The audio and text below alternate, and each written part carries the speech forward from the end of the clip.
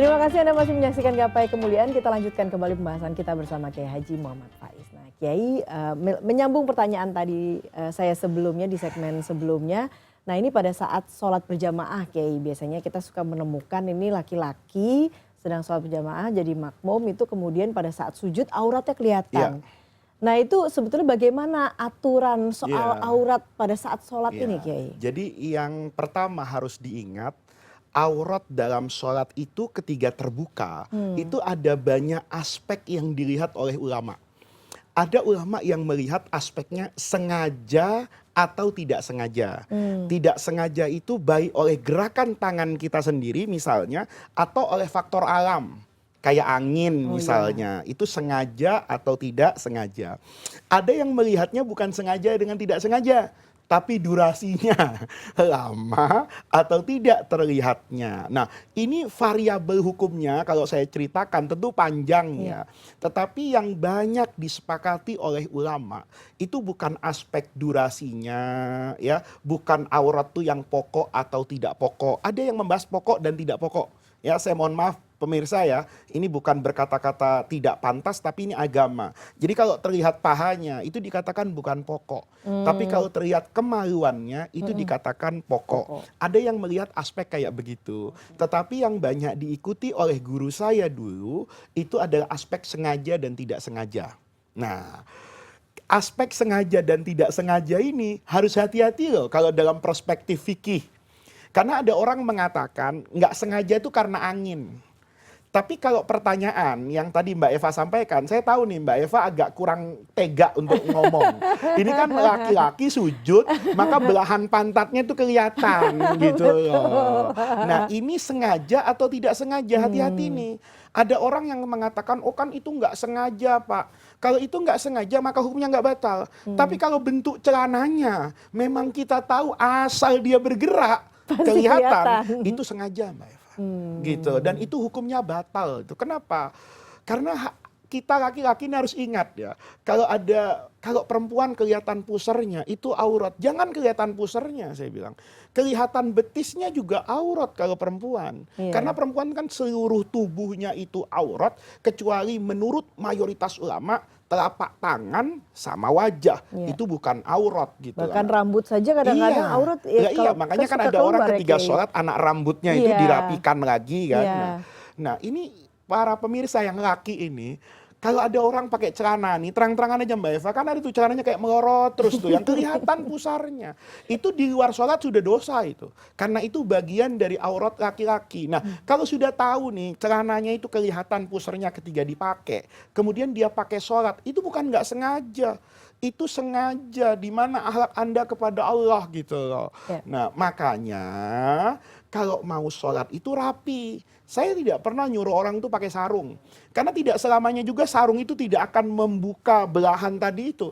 Ada orang kan yang pakai sarungnya itu sembarangan. Ya, atau badannya besar, sarungnya itu yang kecil. Jadi ketika ditaruh itu bergerak-gerak itu akan kelihatan. Nah, yang seperti ini kalau saya bilang, saya lebih ikut guru-guru saya mengatakan yang tidak sah. Karena itu ada unsur kesengajaan. Beda. Kalau misalnya dia punya celana dulu ketika badannya besar. Kemudian karena diet atau sakit, dia kurus. Pakai ikat pinggang. Ketika kemudian ruku tanpa sengaja, itu turun gitu loh. Maka itu tidak batal kalau tidak sengaja. Tapi kalau sengaja batal. Dan yang perlu pemirsa ingat, ya ini buat kaum laki-laki, ini ada juga yang nanya. Aurat laki-laki itu kalau pakai celana agak lebar atau sarungan terus nggak pakai pakaian dalam. Itu auratnya gimana? Aurat yang membatalkan tuh kalau terlihat dari mata atas, kemudian dari samping kanan, samping kiri, dan dari depan, bukan dari bawah gitu loh. Jadi dari atas. Iya, jadi kalau orang sujud misalnya, kalau dia nggak pakai pakaian dalam kan boleh jadi ininya terbuka sebetulnya, tapi kan tertutupi oleh sarungnya kan. Artinya hanya orang yang iseng aja bisa ngelihat dalamannya kan gitu. Kalau lihat kayak gitu kan tidak. Nah, tapi kalau kemudian misalnya nih ya, misalnya ya, seperti bagian pantat tadi di atas, itu kan walaupun dikatakan di bawah, tapi kan orang yang berdiri kan kelihatan. Itu hukumnya batal sholat. Apalagi kalau sedang berjamaah sama perempuan. Seperti itu kebangetan itu. Itu. Oke, Kiai. Iya. Nah, karena tadi kita bicara soal laki-laki. Iya. Nah, dalam konteks hari ini, bagaimana kemudian caranya kaum laki-laki ini mungkin saya yakin banyak yang juga ingin bertanya atau ingin mendapatkan keteladanan menjadi sosok atau belajar untuk menjadi sosok Nabi Ibrahim, Ah, ayahnya para nabi, iya, ya, iya, Kiai, sebagai seorang pendidik hebat, iya, penuh dengan keteladanan. iya, iya. Nah, bagaimana caranya kita Iya. bisa, ya kalau mendekati mungkin sulit ya Kiai ya, tapi belajarlah untuk bisa Mendekati, belajar mendekati. belajar mendekati untuk menjadi sosok Iya, ayahnya para nabi iya, ini, iya. Kiai. Ini juga banyak orang yang bercanda. Kadang laki-laki itu kan ngambil enaknya. Apa yang harus saya teladani dari Nabi Ibrahim? Poligaminya. Karena Nabi yang pertama melakukan poligami kan. Nabi Adam kan tidak poligami gitu Iya. ya. Nah, para pemirsa sekalian, terkait dengan Nabi Ibrahim, tentu yang saya sampaikan yang fokus saja, tentu banyak sekali. Nabi Betul. Ibrahim itu adalah nabi yang luar biasa. Yang pertama adalah pendidikan aspek ketuhanan, tauhid. Nabi Ibrahim itu dikatakan sebagai bapak tauhid. Kenapa dikatakan bapak tauhid? Itu banyak alasannya. Di antaranya yang paling penting untuk kita teladani hari ini, bahwa pola pendidikan Nabi Ibrahim terkait dengan tauhid, baik kepada umatnya maupun keluarganya, itu berbasis rasionalitas, akal sehat. Yang nanti ketiga akal ini, pembenaran logika bertemu dengan keimanan, ini menenteramkan hati dan memuaskan akal. Oke. Lihat nih.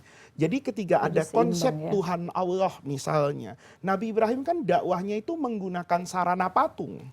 Ketika kemudian patungnya Raja Namrud itu disisakan yang paling besar. Iya. Kemudian diberikan kampak yang dia gunakan untuk merusak patung-patung yang kecil itu. Kata Nabi Ibrahim, ini saya ingin berdakwah agar semua manusia itu mengerti.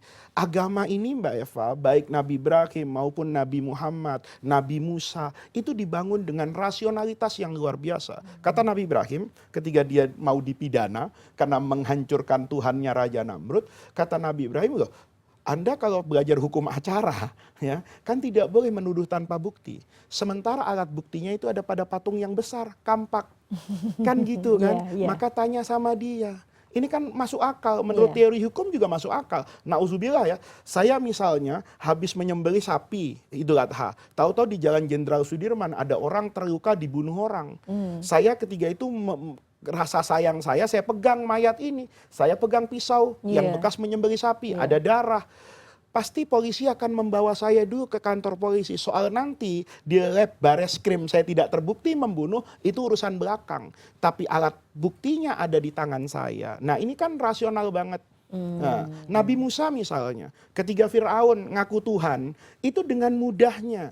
Kata Fir'aun begini, kata Nabi Musa begini, loh kalau Fir'aun ini Tuhan, lalu bapaknya Fir'aun itu Tuhannya siapa? Iya kan? Iya, Karena iya. kan Tuhannya baru ada. Iya, iya, Lalu iya. bagaimana yang menciptakan bapaknya Fir'aun? Itu Iya. logikanya bagus banget kok. Nabi Muhammad di Quran, ini semua yang saya ceritakan ada di Quran. Nabi Ibrahim di Quran ada, Nabi Musa yang tadi membalikkan Fir'aun itu juga ada, kemudian Nabi Muhammad. Kalau Tuhan itu tidak Maha Esa, kata Rasulullah dalam Al-Quran, Allah kasihkan wahyu. Bagaimana rasanya kalau ada satu orang punya dua majikan. Yang satu bilang ke kanan, yang satu bilang ke kiri. Repot saya. Begitulah Allah. Allah Iya, itu iya, harus iya, Maha iya. Esa, sehingga pengabdian orang itu hanya kepada satu zat ilahiyah yang memang dia hakun ma'bud. Nah, itu yang harus kita teladani. Oke. Makanya ketika itu memuaskan jiwa dan raga, Ibunda Hajar ditinggal Mbak Eva di Mekah tanpa apa-apa dan tanpa siapa-siapa. Iya. Itu istrinya nggak protes tuh. Kan dia nanya, suamiku hendak kemana kamu pergi, meninggalkan kami di tanah yang tidak ada penghuninya, tidak ada air. Nabi Ibrahim kan jalan aja tuh. Iya. Dipanggil lagi, mungkin kalau orang Betawi manggilnya abang, mau kemana? Diam kan. Iya, iya. Kemudian yang terakhir, Allahu, langsung. Bayangannya Hajar ini bukan suami tidak bertanggung jawab. Jangan-jangan Allah yang memerintahkan. Kata Nabi Ibrahim, iya Allah yang memerintahkan. Diem tuh istri. Kalau kita kan sekarang gugat ke pengadilan untuk laki-laki tidak bertanggung jawab. Kan itu faktor yang pertama, itu yang Iya. pertama. Yang kedua, yang paling penting adalah sebagai orang tua Nabi Ibrahim, suami dan bapak itu memiliki visi yang jauh ke depan. Doanya. Begitu dia mau pergi itu dengan rinangan air mata Ibunda Hajar yang ditinggal, dia katakan kepada Allah, Rabbana, inni askantu, saya tinggalkan anak istri saya, biwadin ghairi dzi zar'in. Ini kalau bahasa sekarang, di tanah yang tidak memiliki sarana dan prasarana untuk hidup. Tidak ada infrastruktur untuk kehidupan. Inda baitikal muharram. Tapi yang sedemikian itu supaya mereka itu punya hubungan yang baik dengan engkau. Liyuqimus sholata. Supaya mereka itu mensilah dengan Allah. Tuh lihat, visi. Orang itu boleh negerinya bagus, tapi kalau hubungan dengan Allah runtuh untuk apa? Ya. Maka dia bangun hubungan keagamaan, ketuhanan kepada Allah. Setelah itu baru visi. Nggak bisa anak saya terus-terusan begini ya Allah. Warzuqhum minas thamarat.